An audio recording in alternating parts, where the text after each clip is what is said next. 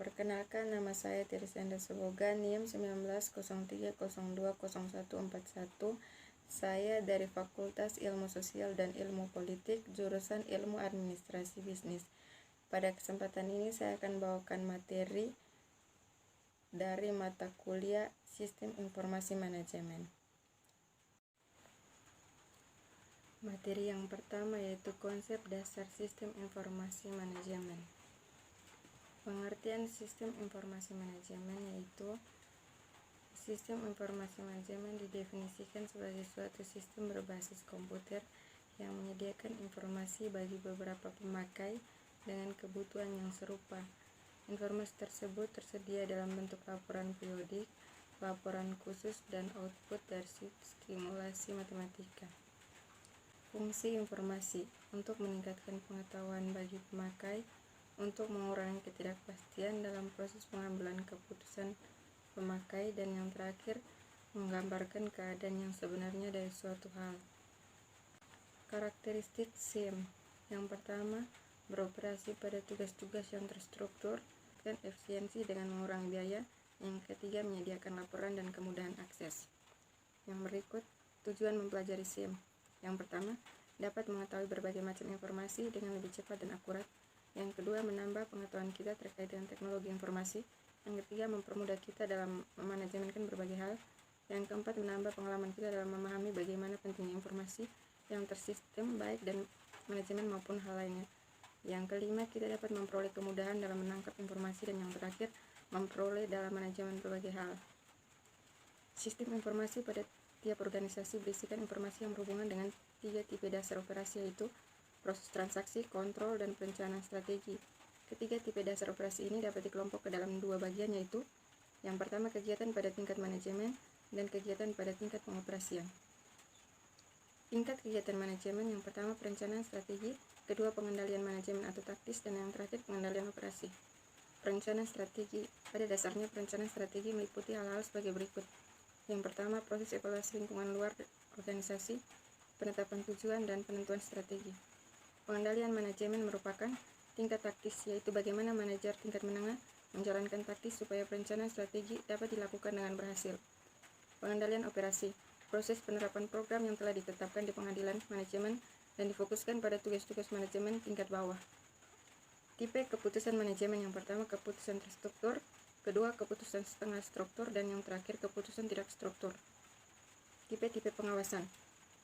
Dalam pengawasan terdapat beberapa tipe pengawasan seperti yang diungkapkan Winardi. Fungsi pengawasan dapat dibagi dalam 3 macam tipe atas dasar fokus. Aktivitas pengawasan antara lain, yang pertama pengawasan pendahuluan, yang kedua pengawasan pada saat kerja berlangsung, dan yang ketiga pengawasan feedback. Karakter tentang komponen-komponen SIM. Komponen SIM terdiri dari 2 bagian. Yang pertama komponen sistem informasi secara fungsional, yaitu seluruh komponen organisasi yang berhubungan dengan teknik, pengumpulan data, pengelolaan, pengiriman, penyimpanan, dan penyajian informasi yang dibutuhkan untuk manajemen. Dari komponen sistem informasi ini dibagi menjadi 5. Yang pertama sistem administrasi dan operasional, yang kedua sistem pelaporan manajemen, 3 sistem database, 4 sistem pencarian, dan yang terakhir manajemen data. Yang kedua, komponen sistem informasi secara fisik. Keseluruhan perangkat dan peralatan fisik yang digunakan untuk menjalankan sistem informasi manajemen terdiri dari 5 komponen. Yang pertama, hardware, yang kedua software, yang ketiga database, keempat prosedur, dan briefware. Materi yang ketiga yaitu bersaing dengan menggunakan teknologi informasi. Dasar-dasar keunggulan strategi. Sistem informasi strategi berbagai jenis SI yang digunakan TI untuk membantu organisasi untuk mendapatkan keunggulan kompetitif, mengurangi kelemahan kompetitif, atau untuk memenuhi tujuan strategi perusahaan lainnya. Yang berikut strategi ini dibagi menjadi 5. Yang pertama strategi biaya rendah, yang kedua strategi diferensiasi, yang ketiga strategi inovasi, yang keempat strategi pertumbuhan, dan yang terakhir strategi persekutuan. Menggunakan teknologi informasi sebagai keunggulan strategi. Business Process Reengineering, pemikiran kembali yang mendasar dan penyelesaian ulang yang radikal atas proses bisnis untuk mencapai perbaikan yang dramatis dalam biaya, kualitas, kecepatan, dan layanan. Yang berikut peran teknologi informasi dalam BPR: meningkatkan efisiensi proses bisnis melalui kecepatan, kemampuan pemrosesan informasi, dan konektivitas komputer dalam teknologi internet.